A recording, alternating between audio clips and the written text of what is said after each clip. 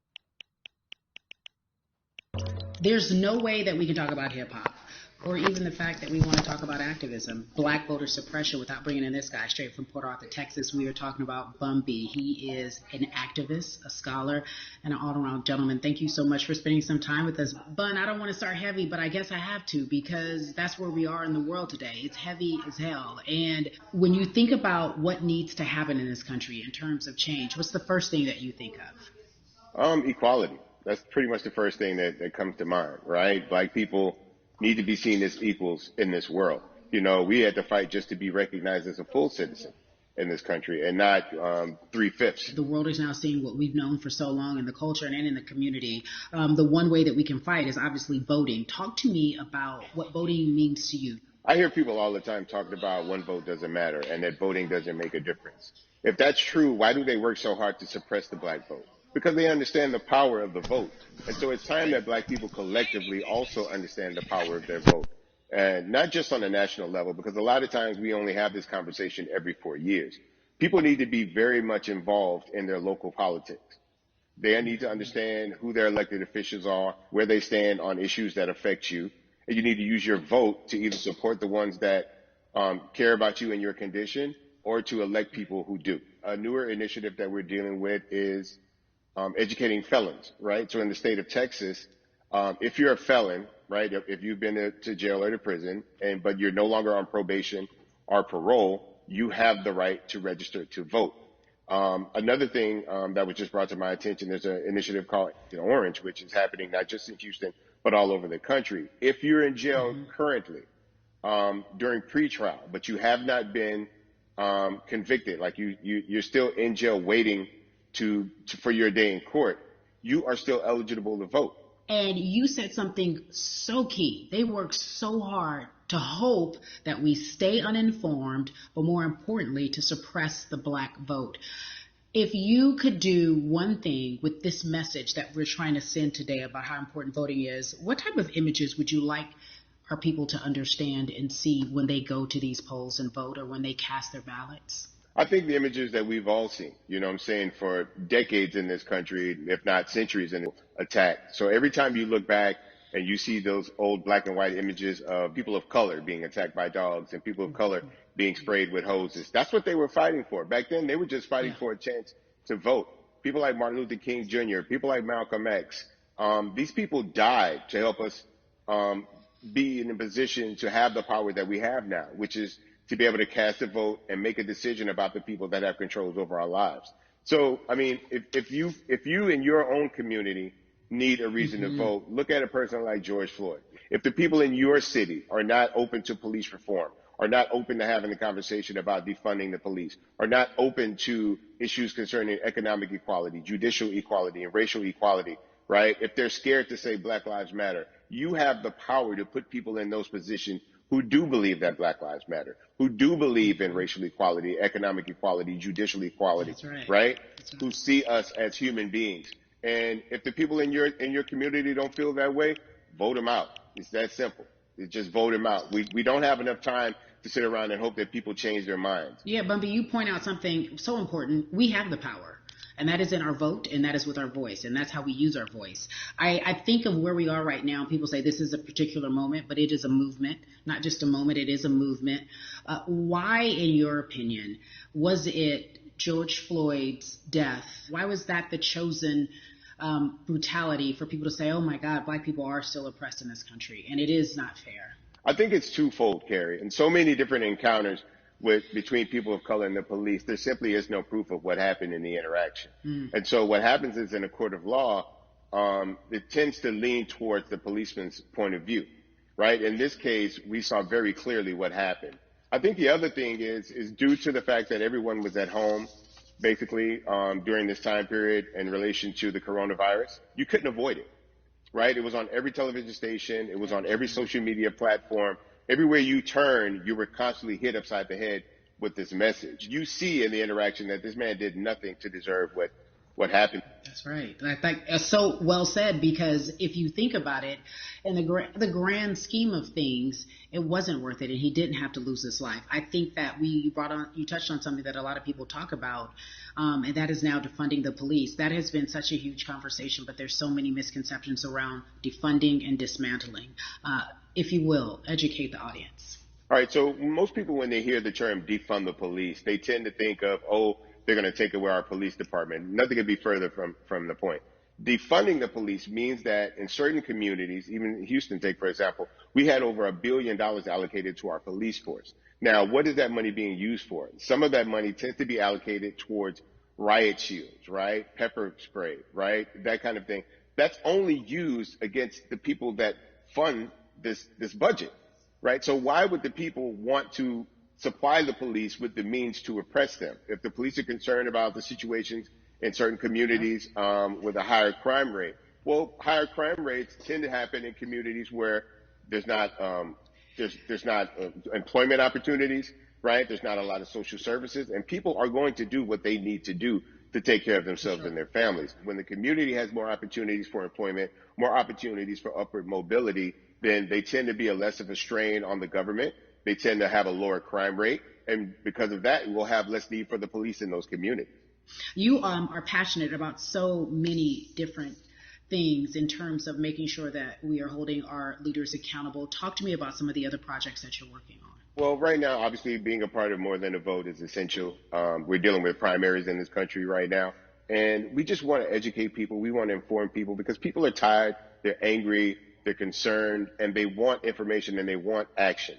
And so we want to make sure that we give them the right information and lead them in the right direction. And we thank the people that do not look like us for standing with us right now, because it's very important that people who aren't black be involved. Because if black people could have gotten rid of racism, we would have done it hundreds of years ago. And so I'm trying to use my voice and my platform just to let people know that if they feel like I do, there's a number of places they can go to enact change in their community. People need to know about how their city council runs. They need to know that they have the ability to speak when city council meets, to let them know that that's not the way that they feel their city needs to be run. Those are not the places that they feel the money of their community needs to be allocated. And Bubby, even a step further, they can run for office in their local community. They can run for positions. Like, people act like they leave it up to somebody else. If you're upset, it's not hard to get on the school board. It's not hard to be a part of the city council. It really isn't. And depending on how small your town is, you could be a mayor. The power is with the people, and we need to just know that that's happening. Absolutely. And it's always been with the people. You know, if you look at Trayvon Martin's mother, Sabrina Fulton, right? She felt that there was a system of racism and a system of oppression that led to her son's death. And so what did she do? She ran for city council, and she was elected to city council. Our own former president, 44, Barack Obama, right, started in the community as an activist, ran for an elected position, became senator, ran for another elected position, and became president of the United States. So don't think that you can't make a difference. You know what I'm saying? You don't need a lot of money. You don't need a lot of power. Your voice is enough to make a difference. Amen. I feel like I need to go out and run for something. You gave me a rousing speech there, sir. I'd be remiss if I didn't ask you this. When I talk to my brothers, I have to ask you, as a black man, how are you doing? Are you okay? I'm good. I have a very strong relationship with God, so prayer definitely works for me. I have children and grandchildren who are watching me, who are encouraged by what I do, and they're proud of me right now, you know, and that's really what matters, you know. The change starts at home, you know, so as long as you have a support system that believes in what you're doing and supports you in what you're doing, you have everything you need to go out there and fight the good fight. And for those that don't, there's a community of people here to help you. So you can go to places like morethanavote.org. There are many different places that will encourage you, inform you, and they will put you with groups of people that feel like you, that are ready to take action. So no one has to go about this alone if they want to do it. Yeah, we're stronger together. People have been saying it, but that has much more meaning now that we are in our movement, not just this moment. Bumby, it has been an education, always a pleasure. Thank you so much. I appreciate you. Keep fighting the good fight. Keep up the good fight. So our next guest, I have to admit, I'm a fan, but there are so many different people that we could talk to, and I thought it was so imperative that we speak with her. You know her as Molly on the huge, successful show Insecure, HBO's Insecure. She also has a comedy special highlighting her Nigerian roots, and she's an amazing podcaster. Let's welcome in Yvonne Orji, everyone. You have such a beautiful way of making things funny, giving us our medicine with some candy, right? The humor and the healing. You bring all of that to your space. And right now, as you look across this country and how everyone is so broken and so upset, if it's not social injustice, it's the pandemic, it's depression, it's unemployment, the list goes on and on. How are you doing, quite frankly? You know, I'm rediscovering self in a way that is hard, but necessary, that will lead to ultimate joy. I know it sounds like a lot, but no, I think I personally think that God put all of us on a global timeout. Like we just, America hasn't done as good as other people when it comes to timeouts because everyone else is out playing at recess, and we're still in the principal's office hoping and wishing we can come out. But I think that if we settle into the timeout and really learn the lesson that we're supposed to learn from this season, I think we'll emerge better. We'll learn how to play well with others in more ways than one. And so personally for me, I'm taking this time to learn me in a new way. I feel like I'm being ushered into a new season, and I'm getting still, because sometimes the busy confounds the work that we're supposed to actually be doing. We're busy doing other stuff, but we got work that we need to do on the inside. And I'm leaning into it. I'm like, dang, I thought I was going to be able to rest like everybody else. And God's like, nah, we got work to do. You know what? And I think that's what everybody is saying about 2020. It's demanding that we be better. And you said it's a global timeout. What do you mean by that? Yeah, it's like everyone sit down, be humble, to quote the great prophet Kendrick Lamar. But no, seriously, sit down and let's reevaluate some things. Let us unearth and shake up the things that we have been trying to hide within ourselves, within our nation. I think America is going through an unraveling right now, a much needed, a much necessary one. And I think all eyes on us, right? There is no, oh, I was on the subway for an hour, so I didn't miss that thing that happened. No, everybody was home. Everybody, was watching when George Floyd died, and no one could hide it. Everyone was watching when Amy Cooper called the cops. Like, this is a time where it's like, oh, we can't pretend it away. We can't excuse it away. No. It's a global timeout. Sit down, watch, and let's learn. And globally, it's like, hey, we were going business as usual, but it ain't usual no more. Like that's old. Anytime change occurs, it's very uncomfortable. And so right now we're sitting with we're getting comfortable with the uncomfortable. The minorities, we've been comfortable with being uncomfortable, because that to me explains just the existence for whatever we want to do, how we break into our careers, how we live our lives, how we find ourselves one of the few or one of the first. And that's a lonely road. When you look at, and when you talk about this global timeout, everybody had to pay attention to Amy Cooper. Everyone had to pay attention to George Floyd. How is that helping us as a people, as a country, during our global timeout? I think, well, one, we're not minorities, Carrie. You already know it. It's like these labels that they put on us. It's like the same way of saying like black on black violence. Also, there's no white on white violence. It's branding. Yeah, right. It's all branding. Yeah, you're right. It's like white people kill white people every single day. So no, there is no black on black violence. And if you say black on black violence, well then let's brand white on white violence. Like I watch Investigation Discovery. Ain't too many of us being featured. So, I just even but to answer your question, what does that do? I think what everyone expected is what has happened in the past when the world was still open, right? In that, okay, you had everyone, from Trayvon Martin to Castillo to Sandra Bland, you had all of these lives lost, and Black people made some noise. We rioted. We got out in the streets. We started the Black Lives Matter movement, all of those things. And then white people kind of just like, oh, let's give them something. And then it's just like, is it over? It's like Oscar is so black. Okay, good. We gave some Oscars. Are we good now? Like, are we even? You know, and it's now it's just like, oh no.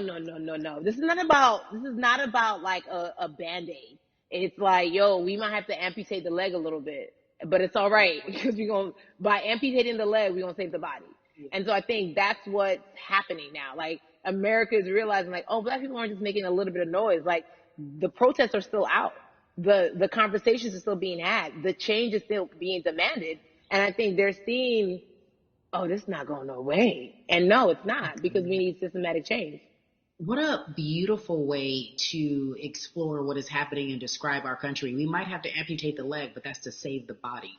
That's what's happening right now. That's beautiful, Yvonne. And to that end, I have to ask you this, because the way that we do that, we use our voice. And our voice right now in this world, in this country, is our vote. And everyone talks about voting and how important it is, but I feel like more than ever we understand that it's not just about voting every 4 years for the man in office. It's about your local elections. It's about the mayor. It is about the district attorney, the people who have the power to bring charges against police if police brutality is an issue in your community. If you care about your school district, you can run for the school board. I ask this of you, right? Your parents are from Nigeria. You are Nigerian. You talk about that very lovingly. What does voting mean for you? You know, I think voting is power. I remember, you know, I became a naturalized citizen back in the 90s when, because I was still a minor, my mom naturalized, and so we were able to do it under her. And just even that power of, like, we are American citizens and all the access that we have by being citizens, one of those accesses and those access to power being voting, it's a big deal. It's a big deal because not only do we have the opportunity to be in this country, but now we can be of the country. We can be of the systems. We can be of the rules. We can be of what it actually affords. But I think going back to your earlier comment about just the setup of systems, I think we are done a disservice, either it's schools or whatever it is, and I'm not putting teachers on blast. I think teachers do a phenomenal job, but for some reason, we do not, and give them all the raises. I know too many parents who are like, this child of mine, I do love them, but hey, where can I drop them off? And I do think that there is a disservice done because, again, when we talk about voting, to your point, we talk about every 4 years. It's important to vote for the presidency. We don't realize, like, oh, snap, we actually can vote about, like, how much our libraries get. It's like small things like that, but they make a big difference. When you think of voter suppression in this country, what does it look like for you? It's the systems. When we talk about voter suppression, we also talk about systematic racism, right? It's all the systems that set up. And we've normalized, okay, maybe your job will give you a half day, or maybe, you know, you'll be able to get this luxury. It shouldn't be a luxury. It should be built into the system. It should be built into the fabric of how we vote. But maybe you'll be able to get this luxury in order to enable you to go vote. Think about everything disenfranchised, marginalized Black person has to endure in a day. So in a day, you need to get to work. If something happens to your car, if something happens to your child care, if something happens to, there's so many factors along the way that can send you into a tailspin as an American. And then you add on as a person of color. If you're just trying to get to vote and you already have to go through all of these hurdles and hoops in your everyday life, imagine the one day when your voice really is supposed to matter the most in this country, but then you also see all the times that you tried to have your voice matter, and then it's been shut down, repressed, told it doesn't matter, and then you're kind of like, what's the point? How do we keep hope though? If I'm watching this right now, how do we as a people stay hopeful? How do we believe in the promise that these quote unquote forefathers have given us? Because have you met Black people? By default, like, hope is infused in our DNA. Like, you know what I'm saying? Like if we haven't been broken down through, be it through slavery, through capitalism, the history of Black people in this country is, at one point, we were 3/5 the people. Mm-hmm. That was a written law. And look at us now. We are whole. We are Black girl magic. We are Black boy joy. We are, you know what I'm saying? What I think about in terms of giving us hope, right? We're making a lot of people nervous right now, Carrie. We're making a lot of people nervous right now because they're like, dang, we put all these obstacles in their way, and these jokers are resilient. But that should give us hope. That should give us hope that, like, we can't stop, won't stop. I mean, I went to the school of Diddy. You know what I'm saying? Hashtag, Harlem shaking it right now. Can't stop, won't stop. And I think that's our motto. We can't stop voting and we won't stop voting. We can't stop marching and we won't stop marching. We can't stop thriving and we won't stop thriving. To that end, because you led me directly there, I've been asking everyone who's appeared on this platform, what does activism look like? And I feel like back in the day, we had an idea. Yes, it is marching.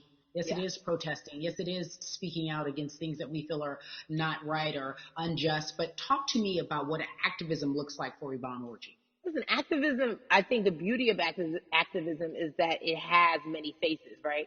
You're going to have the people on the front lines. Like, you know what? Martin Luther King marched, but there were a lot of women who were in the homes like, hey, BT Dubs, when they come back, this is how we support all the people who are marching on the front lines. And we're going to be here doing what we know to do best here. And you know what? Somebody needs to bail them out of jail so now we need to be in the community, getting money or whatever it is. So it's like everybody has a position to play. And so play your position like a shortstop, bruh.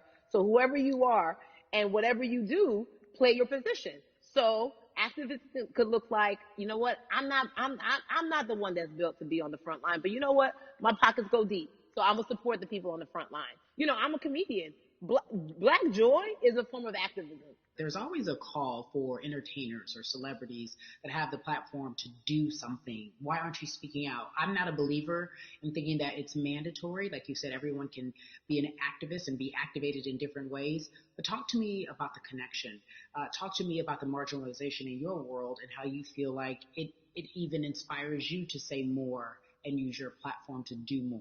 Beneath the surface of what we do, like Niecy Nash says, it's the who, right? The who is the person who's going to be like, hey, let me call this out. Either blind racism in terms of overt racism, in terms of ways that we can be better, in terms of ways that we can actually be more uplifting to the community that you may not even realize that you're serving. Before I let you go, talk to me about the urgency, in your opinion, for people to vote, our people to get out and vote this coming election.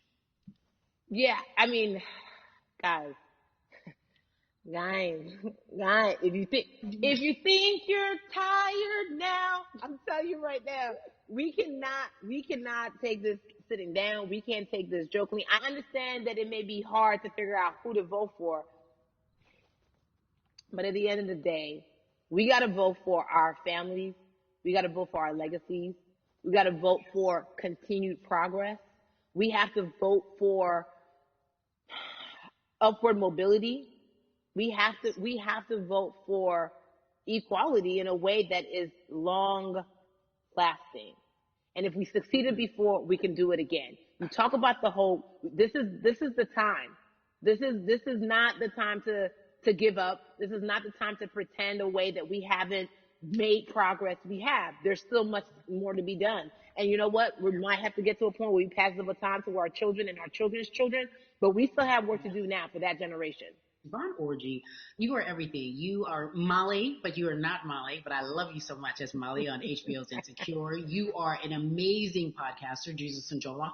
Shout out to Lovey. And then we also have movies. Like you, the world, you're a model, a cover model. Also, wait, don't let me forget your hugely successful stand-up comedy special on HBO. Girl, you're doing it all. And I am so grateful. You are truly the dream, not just the American dream. You're the black girl, brown girl, do it all dream, the immigrant dream, everything. You're a beautiful, beautiful soul. I really, really mean that from the bottom of my heart. Yvonne Orji, ladies and gentlemen, nothing but the best and excellence personified. Thank you so much, my friend. I love you so much, Mama. Mwah.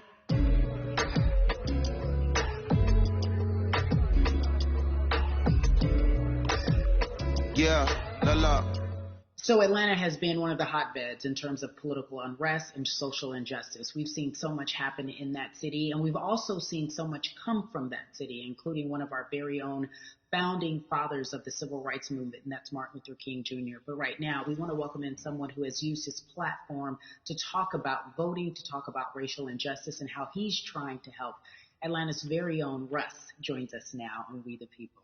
Russ, I'm not going to fan out and tell you what some of my favorite songs were that I listened to repeat on yours. We're going to get to the topic at hand. So Amazing. we got to talk about, recently you did an interview where you shared your outlook on culture and music. And you also were very candid about the fact that you have a privilege and that it's necessary for you to give back. Tell everybody about what that means.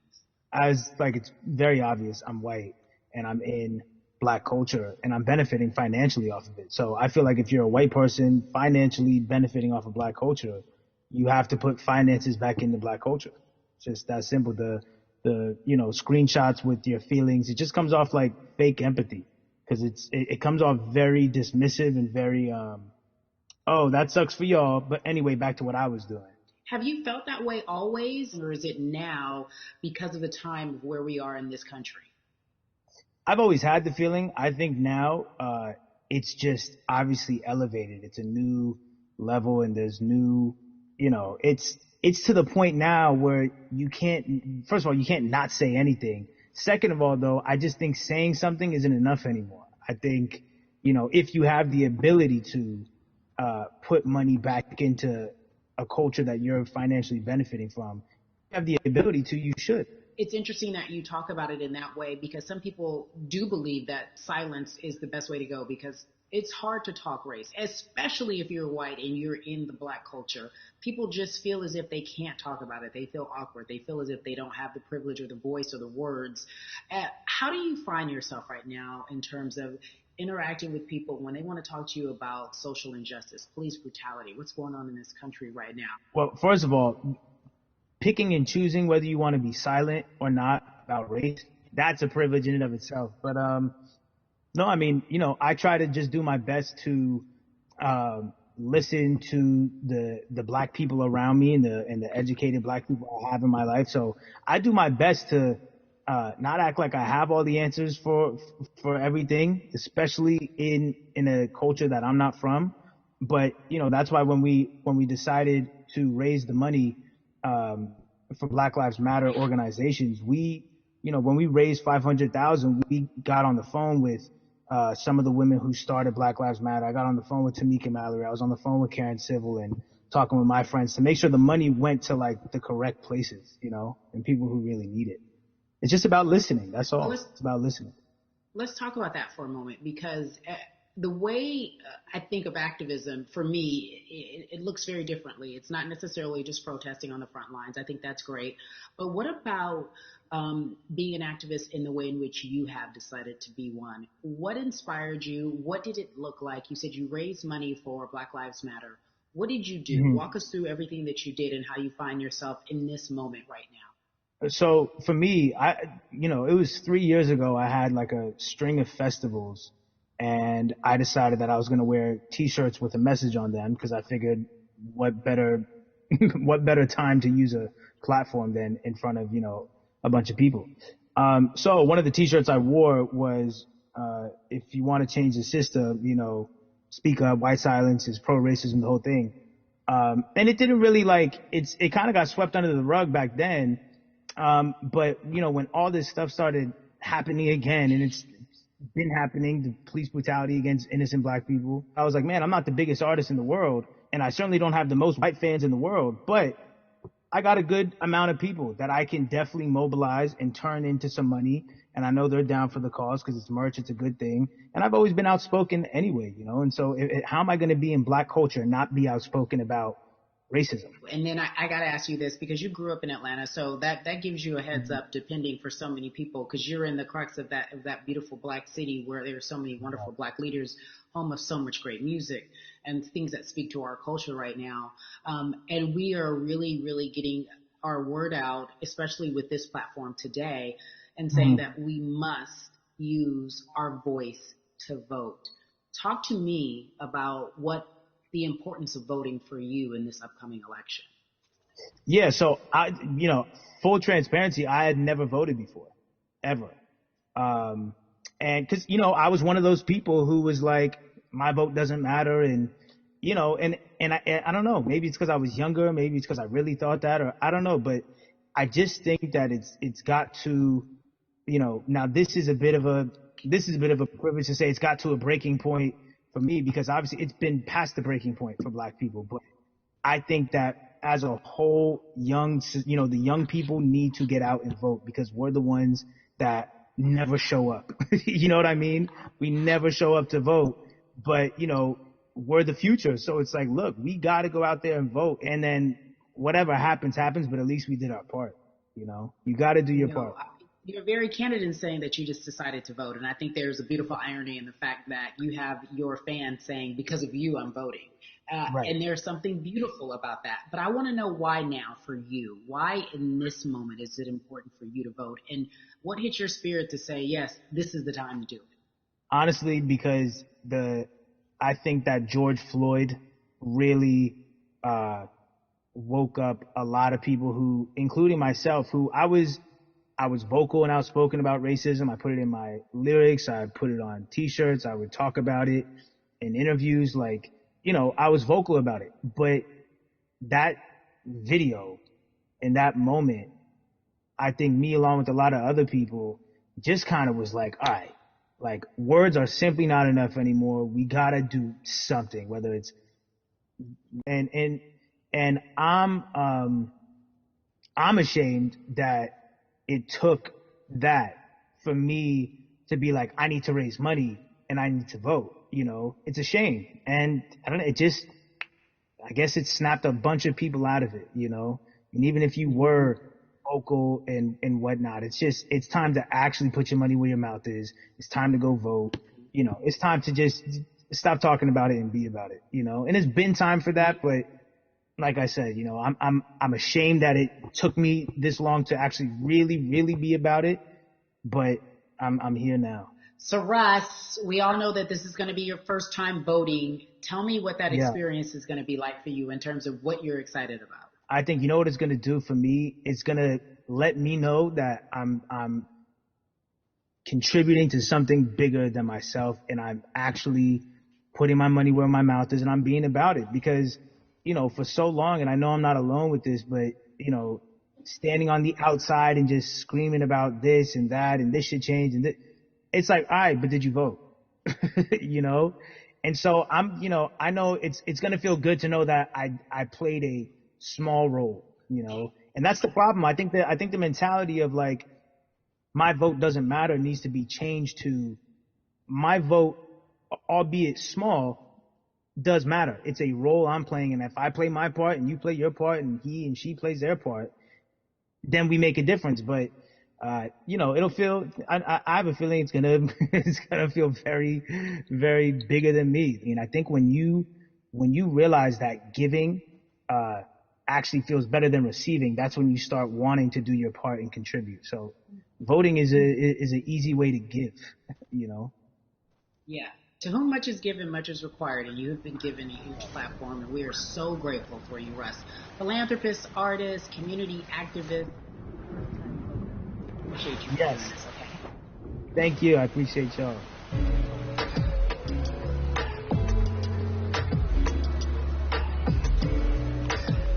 Yeah, la.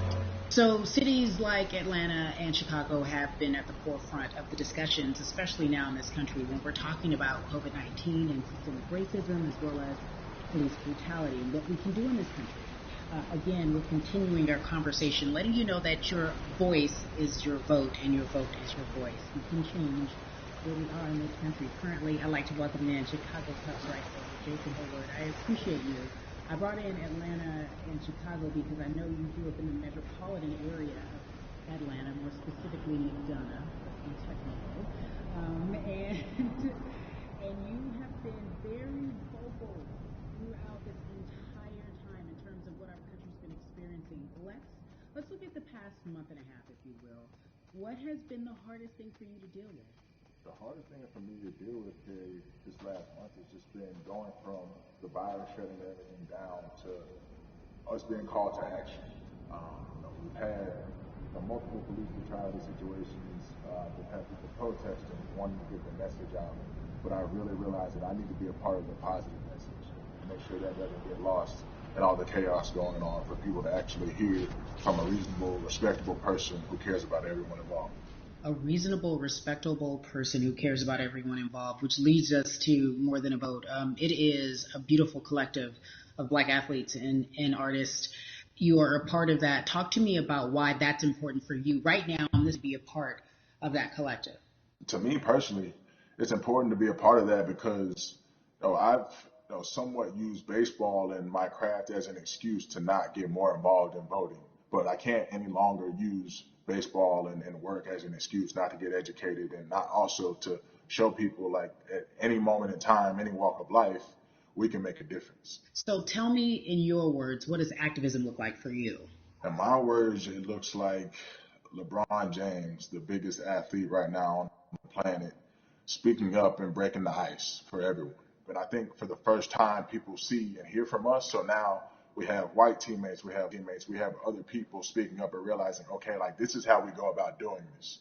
And to me right now, social media, athletes speaking up, entertainers speaking up, like we're trying to do with More Than a Vote. You said something I thought was so key, because covering sports for so long, I know that it's tough for Black players specifically in Major League Baseball to talk about how they feel.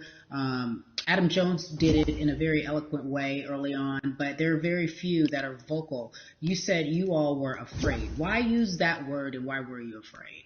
You was afraid because there's 25-man roster on each team. There's a 40-man roster, which is on each team as well, and there aren't many of us. So we're outnumbered in that sense, but not always in a negative way when it comes to our teammates and our clubhouses. But to get to this point, you have to move a certain way. You got to be careful what you say. You can't ruffle feathers. You can't come off in any way. Much like other Black entertainers, much like yourself, probably having to live through life every day. But to get to the highest level, you got to button up. You got to be seen and not heard. So baseball is, like I said, it was time for us to try and speak up and make a difference and show it's okay to do so, because we can't be quiet any longer. That is a button up, be quiet, be seen but not heard. That is an expression that a lot of Black folks can relate to in whatever aspect of professionalism that they experience, especially if they don't work for themselves. They just feel that. That is also a socialization that we have as Black folks, well, especially, like you said, if you want to get to the higher level. And for so long, I felt it bubbling right underneath the surface that so many of us who were in whatever positions we were, who had platforms, were tired of pretending and looking the other way and spending so much time making others comfortable while we were uncomfortable. Do you feel that this is the type of movement that is sustainable, or is it just for a time? No, it takes everyone joining in on the conversation, and right now I feel like more than ever there is little things as possible to distract from bigger issues. And we saw on draft day, we saw our president Theo Epstein holding up the sign saying Black Lives Matter and wanting to include the rest of MLB in that. But now we're having those conversations as well. So I definitely think this is sustainable, and it's not always just going to be the popular thing to do. This is something that people want to get right because they know we care.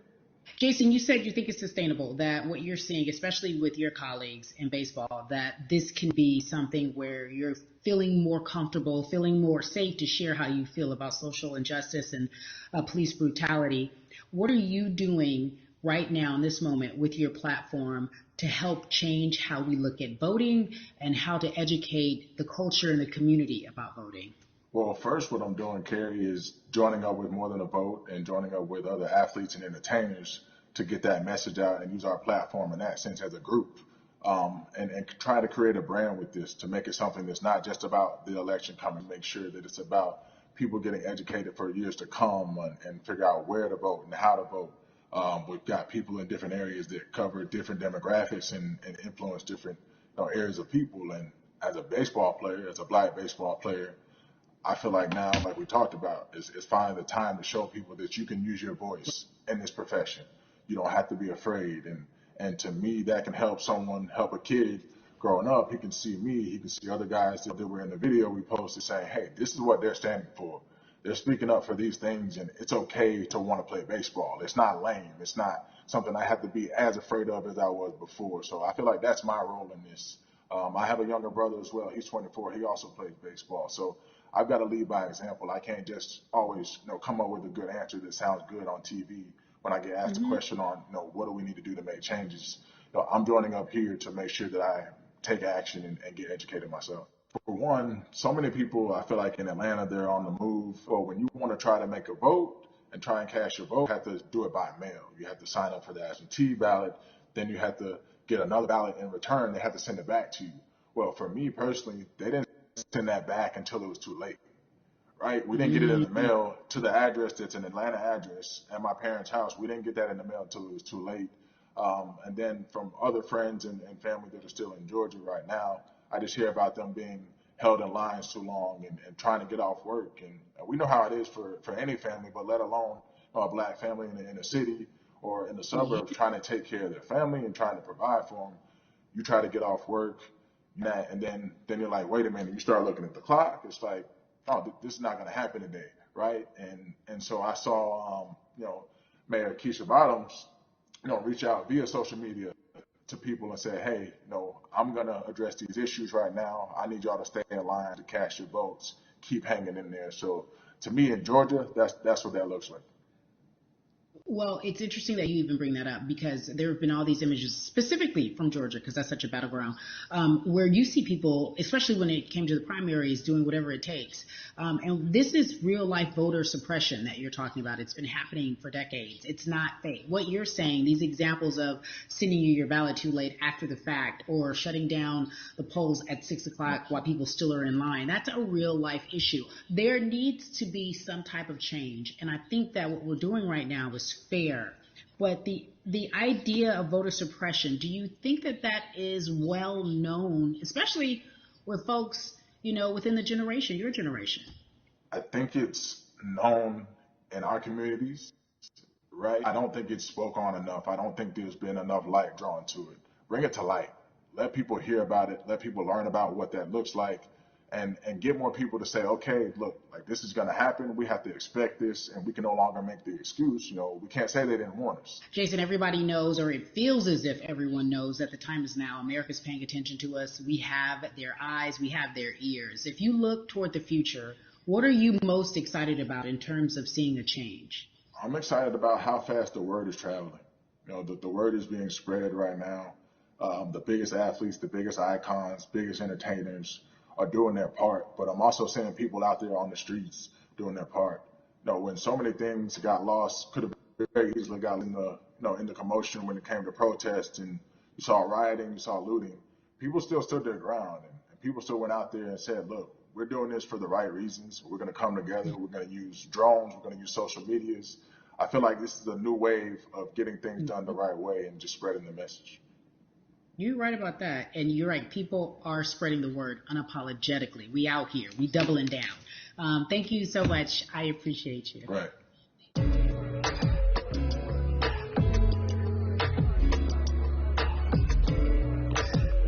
Yeah, la la. Hey everybody, I am so excited to welcome a friend, a brother, family member, if you will, former colleague, NBA great, sports analyst, philanthropist. He does it all, and he's here to give us his time and his platform to talk about something that is so important, and that is voting. Everybody, welcome Jalen Rose to We the People. Talk to me about how important it is for the people who know you and love you and look up to you. Why is it so important that you use your platform to talk about voting? Initially, we have to get past the stigma of the mental systemic racism that comes with the presidential race, governors, mayors, senators, judges. We've been conditioned to believe that our vote does not matter. So usually when we looked up at all of those races and people that were running, not only did they not look like us, we didn't believe they were there to represent our best interests. So therefore, as a collective, we didn't mobilize until Barack Obama, and we felt a sense of hope that finally our country is going to do something that we felt would never happen in our lifetime. And I remember being at the inauguration in 2008. I made sure I was there. And we voted. In 2016, we didn't vote, Carrie. We didn't vote. And so many people try to make this political. This is not political. Me telling somebody to vote is like telling somebody to pay taxes. So that's one, getting over the stigma of nobody is going to represent our best interest. And then number two, the reality is that the person that gets the most votes doesn't necessarily win the presidency. That's uncomfortable right there, because that's actually what took place in 2016. The Electoral College chose the president. And if you put all of their pictures up, I'm pretty sure they look a lot more like each other than they look like you and I. How about that? And then the third thing, especially in urban environments,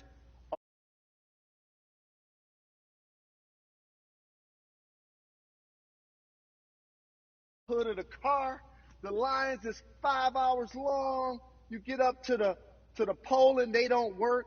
Elderly people working in the city, while they got the young people who understand technology working in the suburbs. Like, these are all systematic things that try to discourage us from voting. And then finally, we don't have a day off to vote. We need to work. So we don't get a day off. It's going to be a full day, and I got to work to pay my bills. So you know what I'm going to do? I'm going to mail in vote. And you know what you want people to realize? That counts too. So your vote will be counted if you're able to mail it in. So those are a few things that I hope that we can do and mobilize. And shout to LeBron and his team. Shout to you and everybody involved. We will make a difference. Well, let's talk about more than a vote. There is a black collective of athletes, of artists coming together and saying voter suppression is a real deal, especially in the black community. When you just talked about, I got to work, so I can't go vote. And then when we do get in the booth, just in case we don't have to work, do we know who we're voting for? Not only do we have to vote, we got to be educated. And it's not always even about the man who's in office or the woman who's in office for president. It's about your local elections. It's about the people who are your DAs, your state DAs, like the people who actually make change in your community, who will change police brutality, who will make sure that your community is taken care of, who will defund police and hope that they can help you in stopping police brutality. So talk to me about why you decided to be a part of More Than a Vote and what it actually means. Well, it means a lot to be involved with such an impressive collective, as you mentioned.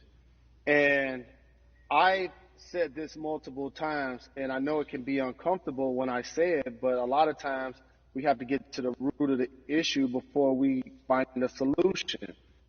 And the quote was, I wish America loved black people as much as it loves black culture. And this collective, by the way, represents in a lot of ways what's encouraging, but also sometimes disappointing about our role as black people in America. Because we were brought here as labor and to entertain. And we use those vehicles to get paid and move to the suburbs and be the idols of white kids. And so now that we have this collective, I would say sports and entertainment represent the most powerful group of black men in the United States. I'm talking about money, power, celebrity, the ability to mobilize, community involvement, their leadership, their intellect.